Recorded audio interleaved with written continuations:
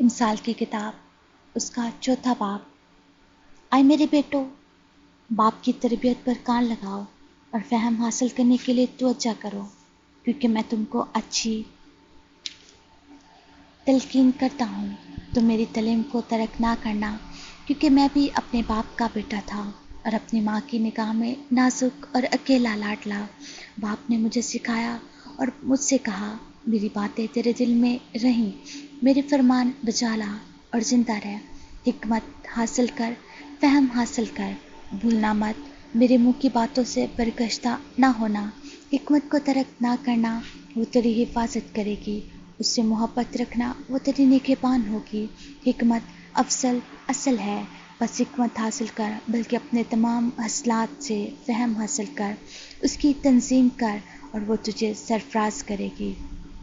جب تو اسے گلے لگائے گا، وہ تجھے عزت بخشے گی، وہ تیرے سر پر زینت کا صحرا باندھے گی اور تجھ کو جمال کا تاج عطا کرے گی۔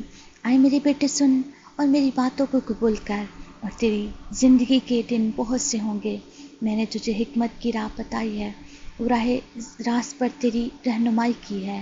جب تو چلے گا، تیرے قدم کو تانا ہوں گے، اور اگر تو دوڑے تو ٹھوکر نہ کھائے گا۔ تربیت کو مضبوطی سے پکڑے رہ، اسے جانے نہ دے، اس کی حفاظت کر، کیونکہ وہ تیری حیات ہے۔ شریروں کے راستہ میں نہ جانا اور برے آدمیوں کی راہ میں نہ چلنا، اس سے بچنا، اس کے پاس سے نہ گزرنا، اس سے مڑ کر آگے بڑھ جانا، کیونکہ جب تک برائی نہ کر لیں سوتے نہیں، اور جب تک کسی اور کو گرا نہ دیں ان کی نیند جاتی رہتی ہے، کیونکہ وہ شرارت کی روٹی کھاتے اور ظلم کی میپ پیتے ہیں۔ لیکن صادقوں کی راہ نور سحر کی مانند ہے، جس کی روشنی دوپہر تک بڑھتی ہی جاتی ہے۔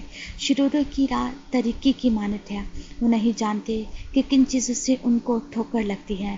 آئے میرے بیٹے، میری باتوں پر توجہ کر، میرے کلام پر کان لگا، اس کی اپنی آنکھ سے اوجھل نہ ہونے دے، اس کو اپنے دل میں رکھ، کہ جو اس کو پا لیتے ہیں ان کی حیات ان کے سارے جسم کی صحت ہے۔